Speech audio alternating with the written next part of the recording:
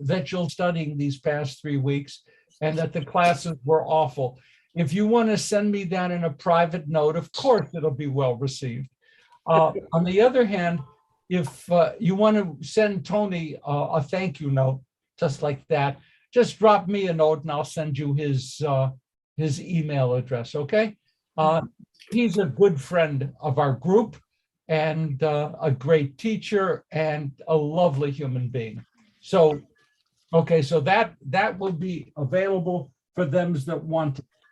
Baruch atah Adonai Eloheinu melech haolam asher kitshanu b'mitzvotav v'tzivanu la'asok b'divrei Torah. Amen.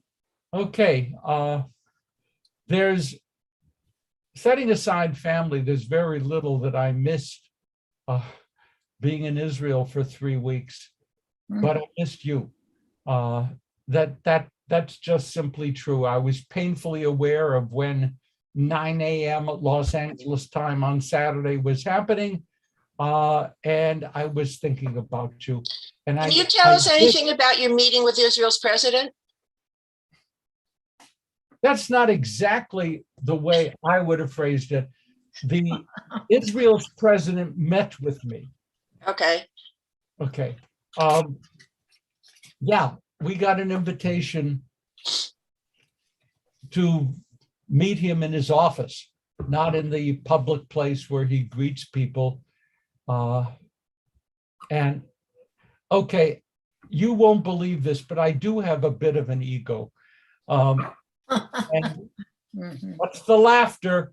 Okay, so the door is opened by one of his aides. He stands up and says, "Stan, good to see you. Sit over here next to me." Now, I share that not out of a sense of ego, but,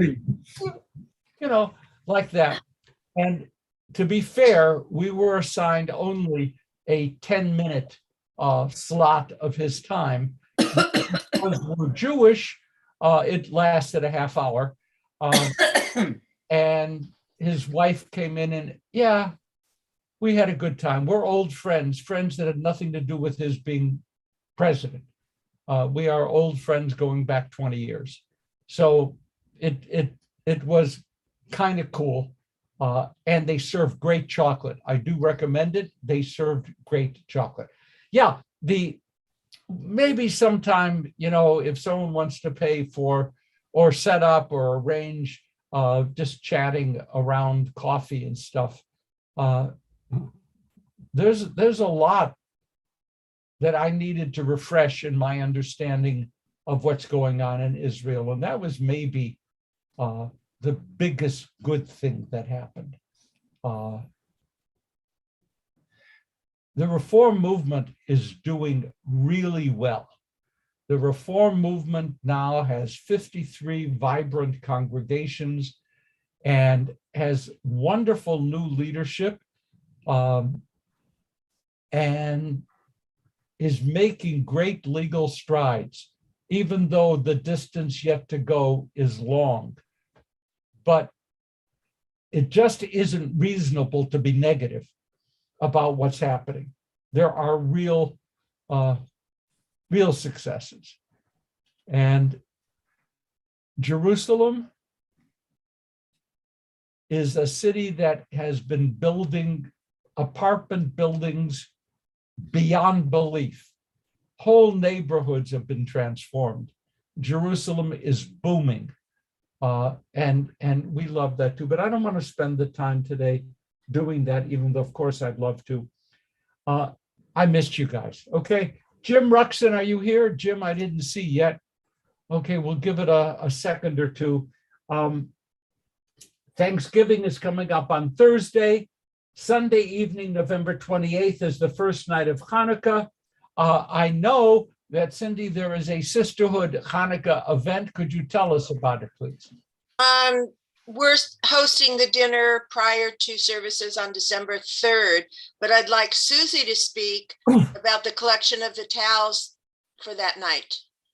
Is Susie the broken elbowed person here? Yes. Oh, okay. Kisses.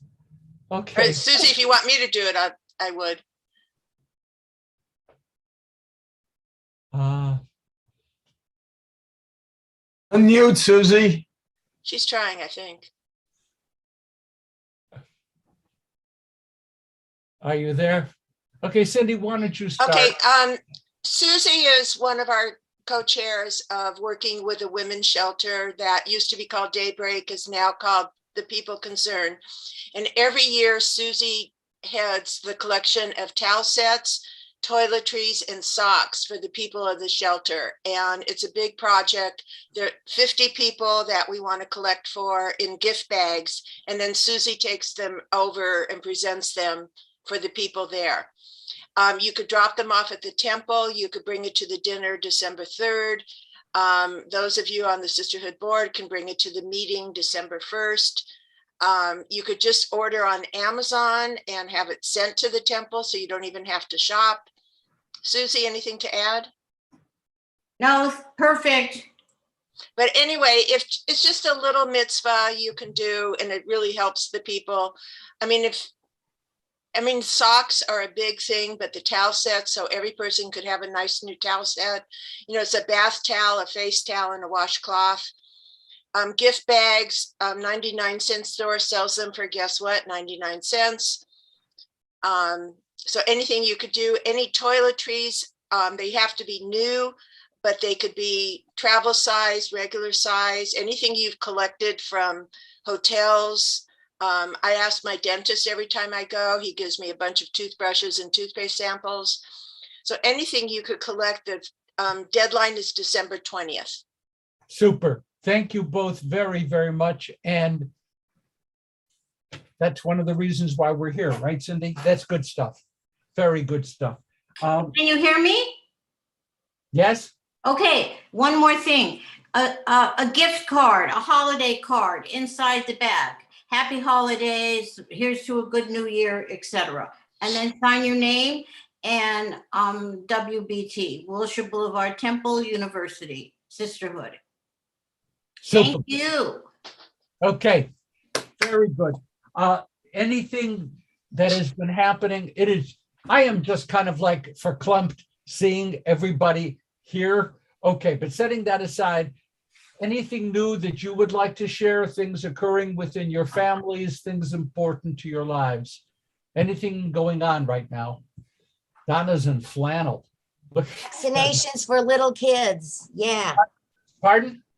Vaccinations for the little kids. 5 out of 10 got them Yep. so Thank far. you. It's good. Okay, Doris? Yeah. As many of you know, my son Billy was supposed to get married. Yeah. He ended up getting COVID. Oh, no. And he had a fabulous, incredible wedding planned at Hillcrest. He canceled it. People came in from out of town. He took care of him. And however, I will say he's all recovered, and we're doing the wedding on December the 4th again. Wow. So we're very excited and very happy. And he's well. Thank you, I God. mean, thank God for that. Now he's got 2 anniversaries to celebrate, or his bride will want gifts for Yeah. both anniversary, and Yeah. that's great. I'm mazel tov, Doris. Thank you so much. Thank you so much. Anybody else have something to share? If not, we're going to go into rape and sexual assault. Oh, a lot of enthusiasm for What that. did that have to do with his Yeah. wedding? Okay. Okay, now, I haven't taught this particular section in a long while, and there's a reason for it. It's very controversial and problematic.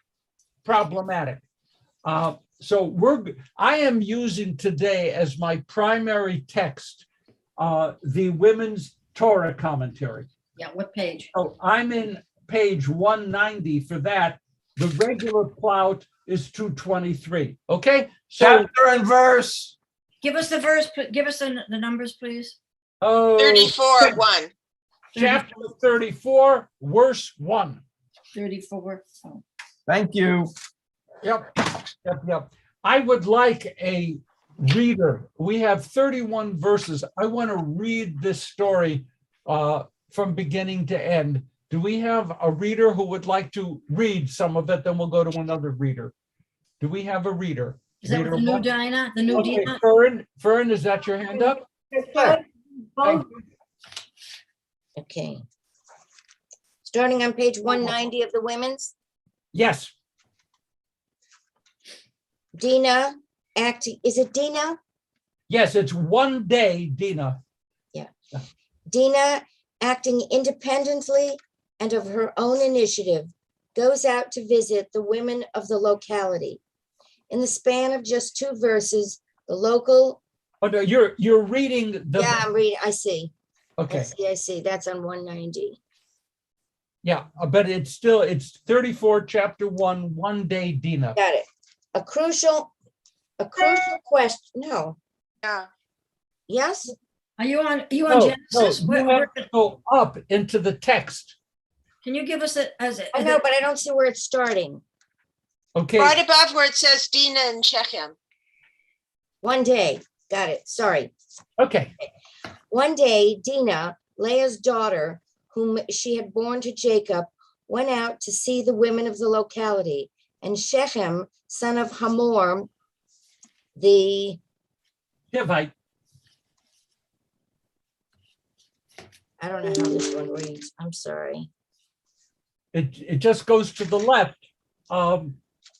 Page 191. First word, Hivite. The I'll Hittite, read. the local prince, saw her. He took her and lay her down and raped her.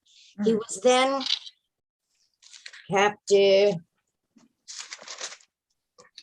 by Jacob's daughter, Dinah, and falling in love with the young woman, spoke tenderly to the young woman. So Shechem said to his father Hamor, obtain this girl for me as my wife. At the time that Jacob heard that his daughter Dinah had been defiled, his sons were in the field with his livestock, so he kept quiet until they came back. Shechem's father Hamor now went to Jacob to speak with him, and meanwhile Jacob's sons had returned from the field. When they heard, the men were grieved and became extremely angry, for he had committed an outrage against Israel by lying with Jacob's daughter. Such things were not done. Hamor now spoke with them, saying, my son Shechem has set his heart on your daughter. Pray give him to her to be his wife. Make marriages with us. Give us your daughters, and you yourselves take our daughters. Live among us, and the land will be before you. Settle and trade here and acquire property here. And Shechem said to Dinah's father and brothers, let me but find favor in your sight, and I will give you whatever you ask. Exact from me bridal money and gifts to excess, yet I will pay whatever you demand of me. Only give me the girl to be my wife. The sons of Jacob answered Shechem and his father Hamor deceptively, speaking thus because he had defiled their sister Dinah.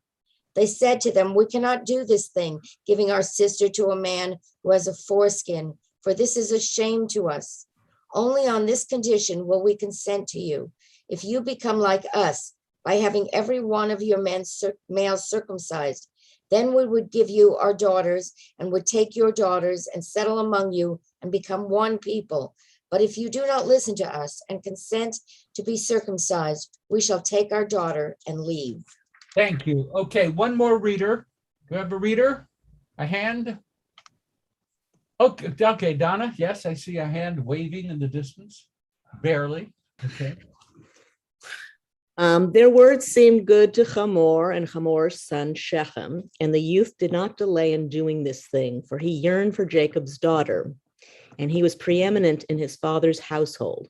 So Hamor and his son Shechem went to the gate of their city and spoke to their fellow citizens, saying, these people are peaceably disposed toward us.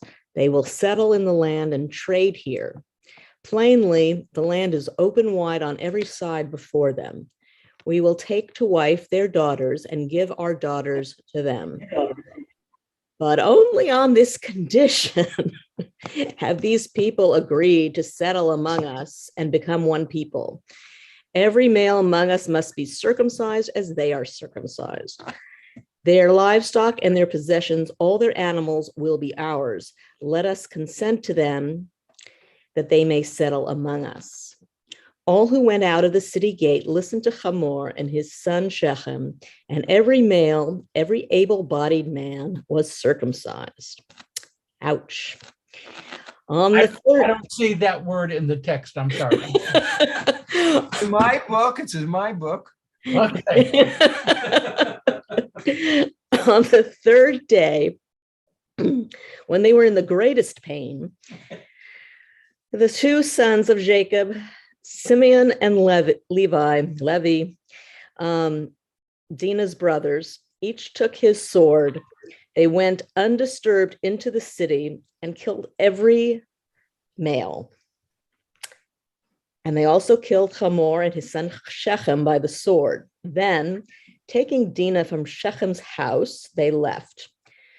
Jacob's other sons went over the slain and plundered the city, whose inhabitants had defiled their sister, taking their sheep, their cattle, and their donkeys, and all that was in the city and in the countryside, and all their wealth, their little ones, and their wives, and all that was in the houses they seized as captives and as spoils.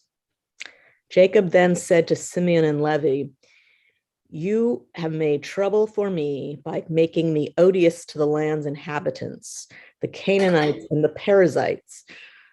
Since I am few in number, they will gather themselves against me and strike at me, and I and my household will be destroyed." But they said, "Should he then have been allowed to treat our sister like a whore?" Okay, that's the story. And I'm not sure. Are some of you familiar with the story? Familiar with the story? In general, before we dig into it, because there's a lot here, what do you find? How do you respond? Anyone? How do you respond to the story in the book of Genesis, part of our sacred text, et cetera, et cetera, et cetera? Thoughts? Okay, Cindy. And Even then though Shechem did the deed, that everyone in the town was punished, either killed or taken as captives when they were completely innocent. thank you. Thank you. Steve? I was going to say pretty much the same thing, in that the punishment is extremely excessive, way beyond even an eye for an eye that may have been prevalent at the time. Thank you. Natalie, you had your hand up?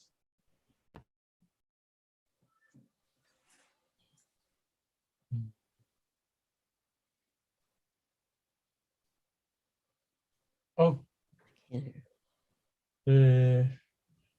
Okay, you're not unmuted yet. You're still muted, Natalie. I don't think she wanted to speak. Okay, that's fine. Okay, fine. Anyone else? Anyone else? Okay, Doris. Yeah, well, he had them circumcised, had to have them circumcised, and then he killed them. Why did he do that? Why didn't he just kill them before they were circumcised? Why did he put them through all Because they that? would fight back. They weren't able to fight back. So there Well, was that would- opposition. And it's not as much fun. So they'd be weak. By the way, I like the thing about 3 days when the pain was the hardest. Isn't there some kind of wisdom that the third day after surgery is I don't know, a especially difficult day? I don't know. I've heard that maybe as Bubba myself. Okay, Mara Harvey. Oh, please, Kat. Thank you. Mara, I know you're in there. Harvey. Yeah. When I've read this section, I've been disturbed by Rashi's statement that that Dinah's rape was considered a punishment for Jacob's failure to fulfill his vow to God. What bothered you?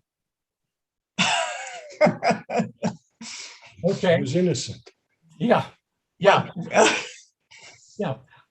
Okay. Thank you. Any other comments before we start drilling? There's a lot here. I mean, even for the simple stuff, there's Shechem. He's the son, the sexual predator. What do we know about Shechem outside of this as a name? Okay, Fern. I just wanted to go back one step, which is that there aren't a lot of stories that I've read that are women-centered in the Torah. And this is a women-centered story told clearly in a male perspective. Yeah, I mean, Fern, that is so true. It so importantly true. Where is Dina's voice? Not at all. All of this. And look, the whole thing. She doesn't have a voice at all. And it says a lot. When I look at the yeshiva buchas and I look at them studying text and I look at them learning all of this by heart, and they do, and it's wonderful. They're also absorbing a worldview, which is, in this case, clear. Fine. Let's go to my question about Shechem. Anyone know anything about Shechem? Howard? I don't know if I have this exactly right, but I think Shechem was a northern capital, or it was a religious center that was competing with Jerusalem. And this text is written from the perspective of Judah. Okay, so that's good. That's good. Shechem was a place where the northern kingdom of Israel had a temple, and there were two temples in the north to compete with Jerusalem. And from the perspective of Southerners, Shechem is a nasty word. Okay, they don't like it. There's no necessary connection with this guy Shechem and the town of Shechem, except that, you know, you want to pick up, I don't want to say, you know, name a kid Adolf. You want to pick up a name that has a negative resonance. Shechem would do it. What about his father's name, Donna? Hamor is a donkey.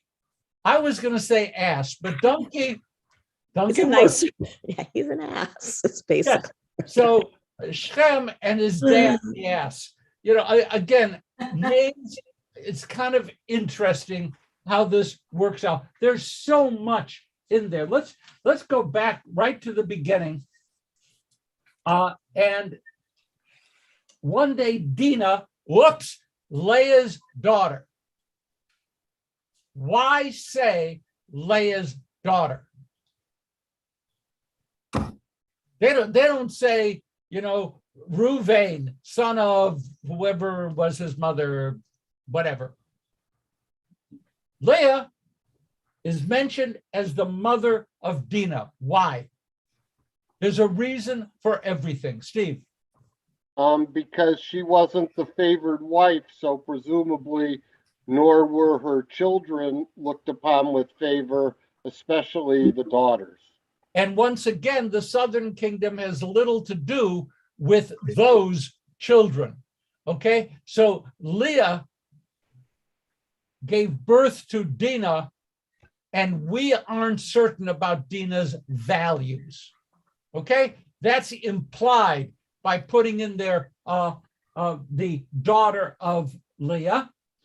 Went out to see Asher Yaldal Yaakov Lirot Bivnot Haaretz. The rabbis jump all over this. Have you ever heard women being accused of deserving their rape because they dressed inappropriately or they were in the wrong bar or something like that, and therefore this is an excusable event? The rabbis take this and say, you know what? Dinah decided to go gallivanting around town with these foreign women, and look what happened to her. And they'll talk about that, okay? So even the simple phrase, went out to see the women of the locality. Shechem, by the way, I don't know, oh, it's a shame. The playwright is not with us this morning, but she's missed. Verse 2, Shechem, son of Hamor, the Hivite, the local prince, saw her, took her, lay her down, and raped her. How is that for fast movement of action? The whole thing is told in one sentence. No details needed. It happened. But he took her and he lay with her. Oh, you know that every once in a while I have problems with translation. Do you remember recently a judge said, don't call the people who are attacked victims, right? Judge said, because naming someone as a victim from the judge's perspective shades things. It doesn't say rape in the Hebrew. Humbled. Well, there are various translations, but the fact that the translator chose raped meant that the translator had a total image of what was going on here. Okay? And the Hebrew is closer to he forced her, he humbled her, he overwhelmed her.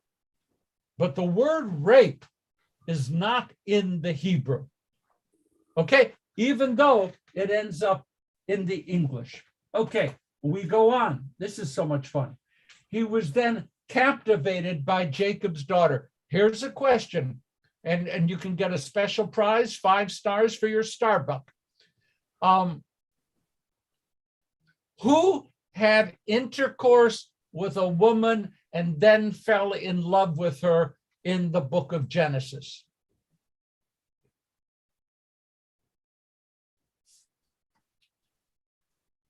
I'm seeing Donna kind of like, Isaac. yes, Isaac and Rebecca. yes. Remember, Rebecca gets off the camel. Isaac takes her into his mother's tent. They have intercourse and he loved her. In that order of events. Okay, so we have this going on here.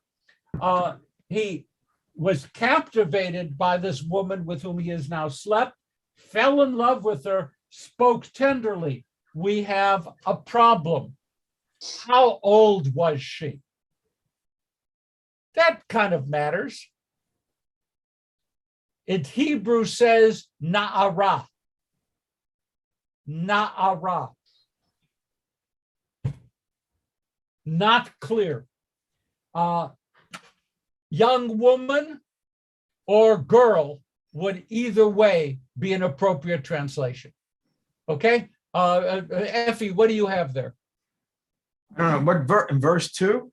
Yeah, when it says verse 3. Oh, I'm sorry. Young woman is what we have. Damsel, it says damsel. Oh, that's a cop-out. Damsel. Okay. That's a good way to avoid making a decision. Damsel. A woman of the feminine persuasion, so they don't have to do the age. Rabbi, you probably don't see me. May I please? Marina, yes. Yes. Hi. My translation did not say rape. It said lay with her by force. And it says maiden. But I keep thinking when Jacob left Laban, Dinah couldn't have been more than 8 years old because he served 20 years. There were 12 children. Benjamin was born later on. So she couldn't have been more than 8 years old. So how long did he travel before he comes to this country? And maybe she was just a girl. Marina, that's good stuff. That's brings science to the text. And she is a young girl. She's not an adult woman. The Hebrew says na'ara, that doesn't help. Damsel, that doesn't help. But there she is. And there is a weird problem in the text. I have it in mind. Do you see the Hebrew at the end of verse 3? At the end, the second last word in the Hebrew should appear strange, different shape, different color. Do you see that? I have it in my version. Can I get a nod no or a nod yes? No, you don't. You don't see any difference. The original text of the passage says Hana'ar, and the correct reading is Hana'ara. Now we know he didn't sleep with her as a hymn. What this is a scribal error that has been perpetuated for thousands of years. It's only interesting because it's in the text, it's a scribal error, it's fixed, but we should notice that scribal errors do in fact occur. Now, at the time, Rabbi, how would you know it's an error? Because there's no vocalization in the Torah. right, there's a missing hey. Oh, because mine, oh, so this says na'ara, it has the, but it doesn't have the hey. Yes, yeah, that's why. I mean, Steve, not a big deal, except we're looking at the text and saying it's perfect forever, yeah, there are problems. This is totally minor, but there it is. Okay, so Jacob, the missing father, the irate protective father of Dinah, he heard, what did he hear? What did he hear? That Dinah had been defiled. What's the Hebrew word? Can you read it? That Dinah was defiled. Timeh? Yeah. You know the division in Hebrew between tahor and tameh, pure and impure. So she had been rendered impure. I don't know, God forbid, if that happened within my family. I mean, would my original concern be, oh, she's defiled, or she's raped and humiliated and assaulted? Wouldn't that be a concern? No, in here, Jacob, one of our patriarchs, is worried that his daughter had been defiled. What happens within the family if you have a defiled daughter? What happens? Yeah. You've lost money. Yeah. She's worth less. So Jacob, one of our patriarchs, immediately realizes that this is an expensive event for him. I'm touched. Okay. She was defiled. Okay. And Shem, okay, now we go on. Heard that his daughter had been defiled. His sons were in the and meanwhile, Jacob said nothing. Isn't that fun? Jacob, the father, said nothing. Why? Not only is Dinah silenced, but her father is silenced. And now the brothers are acting in his stead. And meanwhile, Jacob's sons returned to the field. They heard the men were grieved, became angry, an outrage against Israel. Why? By lying with Jacob's daughter. Jacob was a princely type person in that area of the world. He was impacted because his daughter was defiled. The focus is very clear. This is, Steve, what's the word? It's a loss, a crime that leads to a loss of money. What? Yeah, what? What do you call that? Not larceny. There's a word. Whatever. Theft, fraud. Jacob's major concern here is, whoa, I started out with a good morning and I had a significant loss in the stock market. I got to fix this. That was his concern for his daughter. Now, Hamor, the ass, spoke with them saying, my son Shem has set his heart on your daughter. Pray give her to him. Make marriages with us. Give us your daughters. You take our daughters. live among us. The land is there. Settle, trade here, acquire property. What do you think of the offer? What do you think of the offer? This is now a business transaction like Abraham buying the cave of Machpelah. This is a business transaction.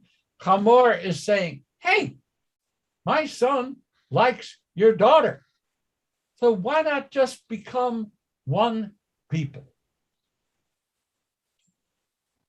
What's being asked? What's being asked? Assimilation. Assimilation, surrender all claim to uniqueness, forget Abraham, forget the whole story, become part of us and grow rich. And And grow ignore rich. the defiling. Pardon? Oh, yes, of course. Yeah, well, yes, that's, yeah, I mean, that's fine. And Shem said to Dinah's father and brothers, let me but find favor in your eyes, and I'll give you whatever you ask. Exact from me bridal money and gifts, and I will pay whatever you demand of me, only give the girl to be my wife. So Shem is making a plea. It says gifts to excess, which again is a translation thing. Verse 12 says, Harbu alai ma'od, mohar matan. Give me a lot. Harbe. Is there a difference between harbe and to excess? In my hearing, the Hebrew doesn't say excess. Give me a lot. Yeah. Yeah, you know, I'll pay whatever it is. And by the way, the word mohar, bridal money, is a word you may remember from your ketubah. Mohar is the bridal payment. And that's in the ketubah language. So that you give that mohar, and normally it's 2,000 shekel if you can round up 2,000 shekel. I haven't ever conducted a wedding in which there was a banker standing nearby and doing the financial thing. But mohar, interesting, bridal money, gifts, and fine. The sons of Jacob answered Shem and his father Hamor. Here's the next word, b'mirma. L'ramot is to deceive. What did we just read? The sons of Jacob acted deceptively. Does that strike you as interesting from any? Oh, Ray, you have your hand up, or I'm sorry. Did I miss you? Oh, I did my hand up a long time ago about something that we're not concerned about anymore. Thank you, though. No, but I'm concerned about what you're concerned about. What? Oh, well, this I just wanted to very briefly about this whole episode when you asked earlier before what our initial reaction to it was. And I was struck, though you're now complicating it, which is your job. Thank you. I appreciate it. But I was struck by dismay at what was first coming to me as a swindle that was exacted upon the men that they insisted be circumcised and then that they attacked. And I have enough Jewish pride that I never like it, even in contemporary times, when one of my kind does something that's like a swindle. But I was having that reaction sort of emotionally above other reactions to this passage, and I hadn't heard other people giving that emphasis. So I just wanted to add that reaction to our room. That's all that was. Super. Thank you for that, Effie. Yes. Couldn't you look at this from a different perspective?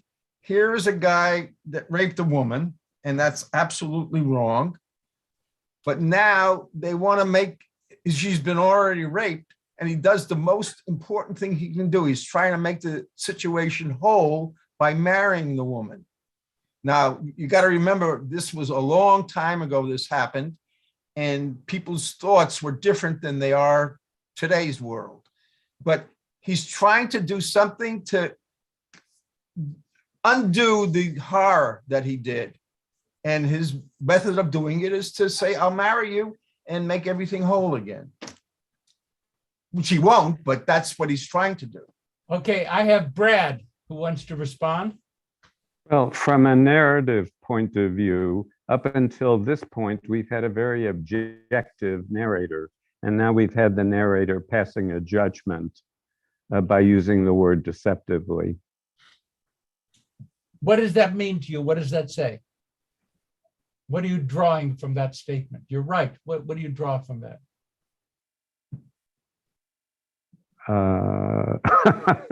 That the narrator has a definite point of view. Yes. Okay. Definite point of view. Any other thoughts on this?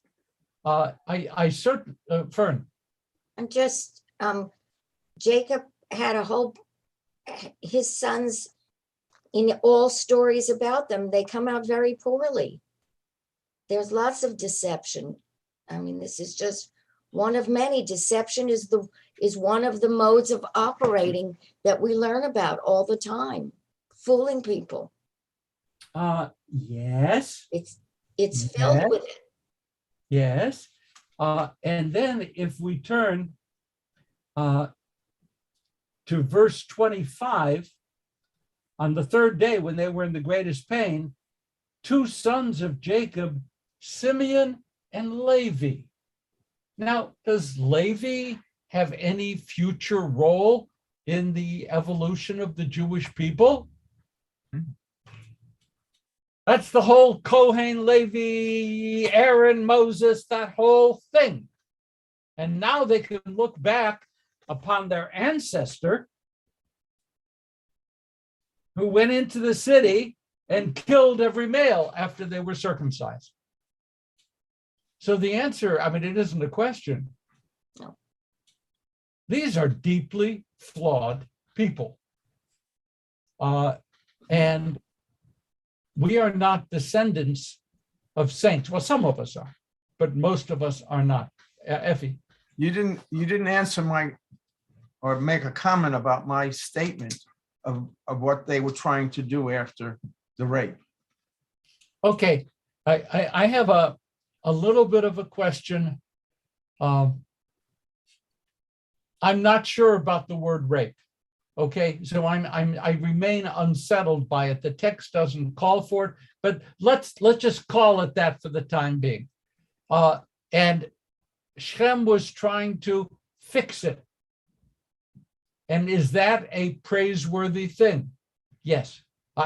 Yes. Despite the fact that Dina doesn't have a voice, her father isn't there, and all the other problems. That was the customs at that time. Well, you can't judge people today about what happened years ago. It's wrong, but that was the customs in those days. Right. I'm going to talk to you as a senior friend, Effie, and ask that nobody else listen. In Jewish law, in the Talmud, just you just listen. There are three ways to acquire a wife. One is kesef, money, which is often symbolized by the wedding ring. That's what that's about. That's because the wedding is an acquisition in Jewish law. The husband, please do not send me nasty letters. The husband buys the woman, gives her the ring. It's a thing. He's purchased, fair price, and so forth. Now, the second way to do it is shtar, which means a document. So the ketubah is a document. So you don't actually need both the ring and the shtar. You can do the ketubah. That's fine. Just for the two of us. The third way is bia, intercourse. Okay? So in Talmudic law, if a randy young man has intercourse with an otherwise available young woman, that she's not married, whatever, she's available. By Jewish law, they're married. And I have witnessed circumstances where in the Orthodox community, such an event has led to the necessity of issuing a get. And when that happens, she is forever a divorced woman with a get, therefore valued far less. Okay, Fern. I'm just reminded of these, kind of awful expression that it's better to ask for forgiveness than permission. Oh, God, yes. That's a favorite. Yes. And that seems to be what that rule is saying. Just take it and then you'll say, sorry, forgive me. And that's, Effie, my response to what you're saying is that saying it's okay because you said I'm sorry later. Some things are not okay, even though you say I'm sorry, and there's simply no way to make it okay. You'll have to figure out how to get forgiveness in some other way. Okay, Effie, as much as there is that side, and you have a valid side, it really is. It is valid. Fern's perspective also valid and different. Yeah. Please, Donna. I don't know how many of you ever read the book, The Red Tent. Anita Diamond? Yeah. So they try to make this into some thwarted love story that actually it wasn't a rape, that they were really in love with one another. And you get the idea. And it's sort of, I don't know. I did not like that book. I found it sort of offensive. But anyway, that's just another thing to throw in there. Like, oh, well, maybe it really was not a rape. They were really just, madly in love and, whatever. A la Luke and Laura. Yeah. Even the term, the red tent and the menstrual tent. Yeah. Well, all the women are sitting in there, menstruating while the men invent monotheism, So. Donna. Really, I hate that. Donna. I think we have to have limits. Okay, by the way, when I was in Addis Ababa in Ethiopia in the early 90s, I did not enter, but I was shown the red tent. They didn't call it that, but the tent for the menstruating women. And that was where they went to be away from so they wouldn't contaminate the men who were out inventing the internet, along with, Vice President Gore, Al Gore. Okay, now, this is complicated. All right, they killed Hamor and his son Shechem, taking Dinah from Shechem's house. Jacob's other sons. This is like jackals falling upon prey killed by somebody else. It's a very lovely picture of our ancestors. So the jackals then came, plundered the city, taking sheep, cattle, and donkeys, and all that was in the city and the countryside, and all their wealth and their little ones, their wives, and all that was in the houses, they seized as captives and as spoiled. What do you think? What do you think?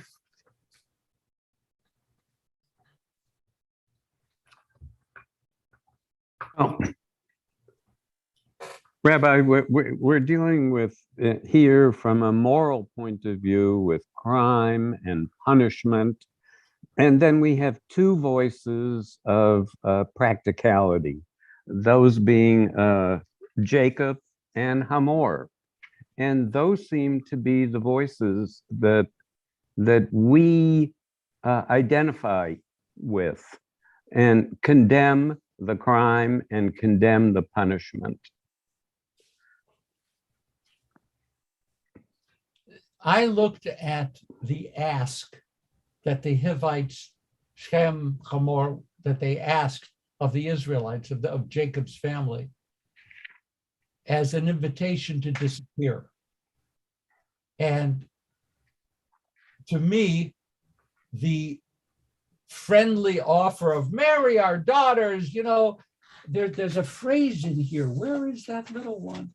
That phrase. Let's see. There is a place here.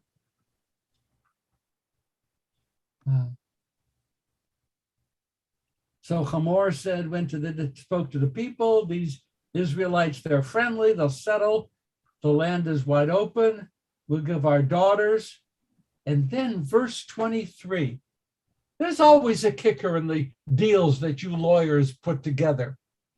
Their livestock and their possessions and all their animals will be ours. So let us consent. So, gentlemen, it's going to hurt for 3 days. Have it happen. And we are going to absorb this wealthy people, tribe, or something. That's how it was sold. That's the message. That's how Hamor and Shem sold their story. One of the, I'm sorry, Donna? I was going to say that in some way they're, pillaging and whatever after having killed them is a way of them recouping some of their losses since they, damaged the daughter who's now no longer worth anything. So they got theirs. Isn't that part of the story of human relationships? We got to get ours, and we have to do that. This is very difficult. One of the ugly phrases that comes out of this is a way that rabbis will dismiss problems that they believe women bring upon themselves.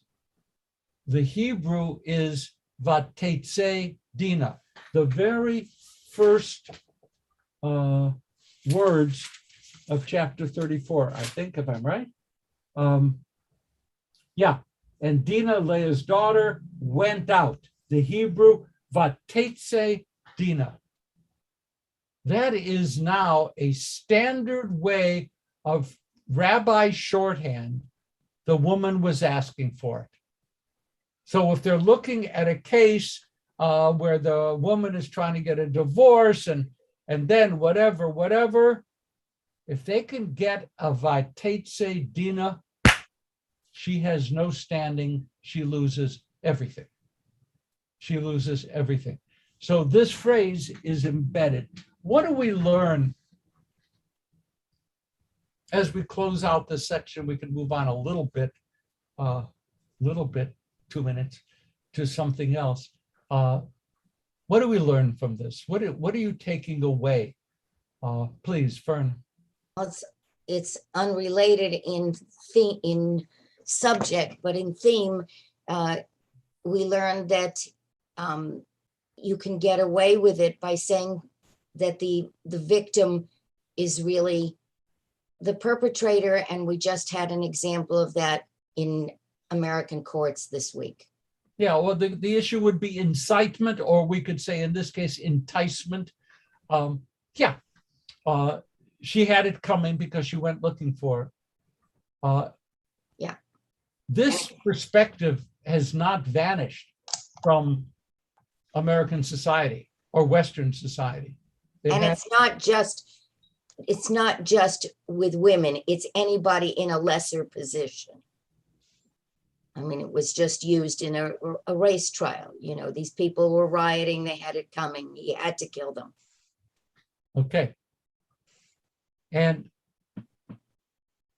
one of the beauties of studying Torah with you is that we get the chance to open up this discussion and see it not only as something that happened 2,500 years ago, if it happened at all, but rather as a story that has been told over the centuries, and we're still dealing with that story. Vatetse Dinah, she had it coming. She had it coming. And somehow that's very satisfying to people kind of removing moral agency from people. Any other thoughts before we move on?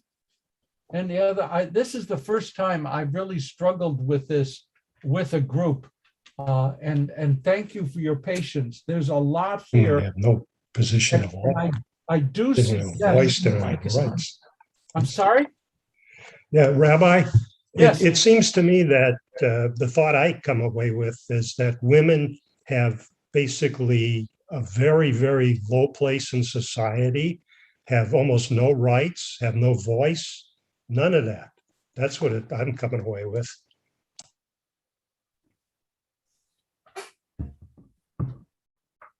I was never raised, Harv, to go looking for a woman's voice. I blame my generation. We were riding on mastodons and we did the best we could.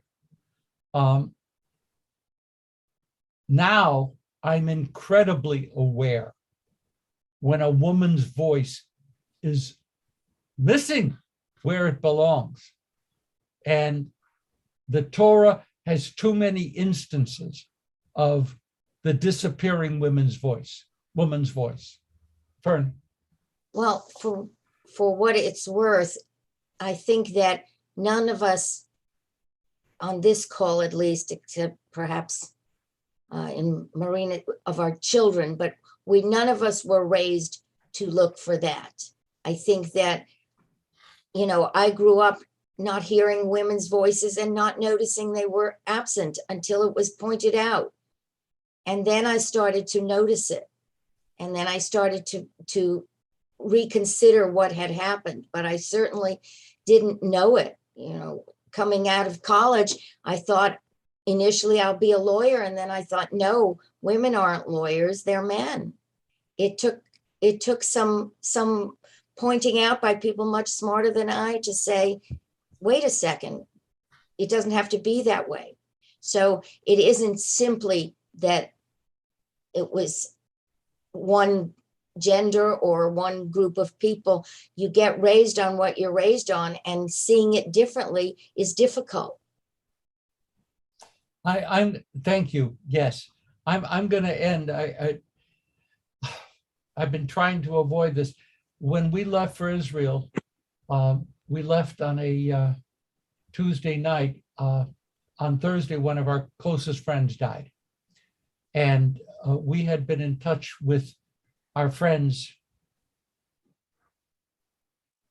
over the last year and a half, weekly, daily, AML, leukemia.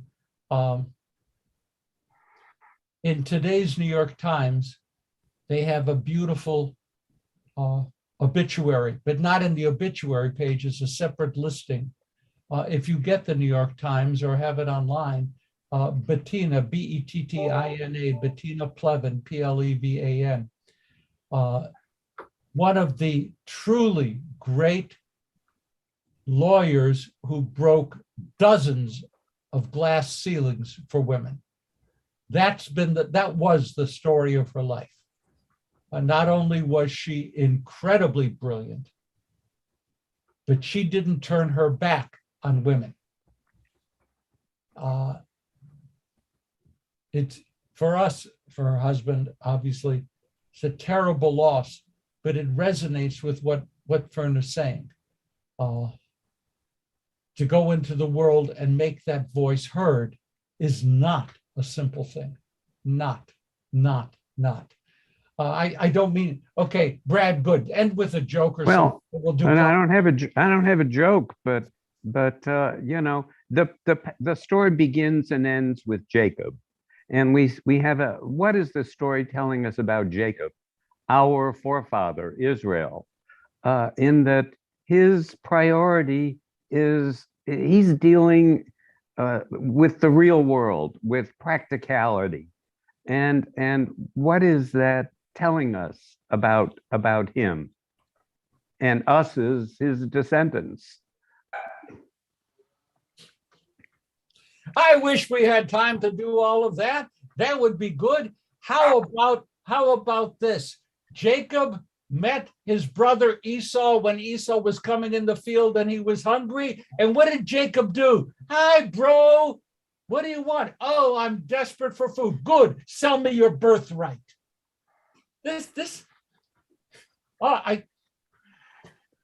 Yes, Brad. Yes. If you're looking for exemplary characters, keep looking. I'm sure somebody is there someplace, but not among the fact that we were able to build this kind of a civilization with and because of the people who preceded us is astonishing. And are you saying his moral compass is missing? Oh,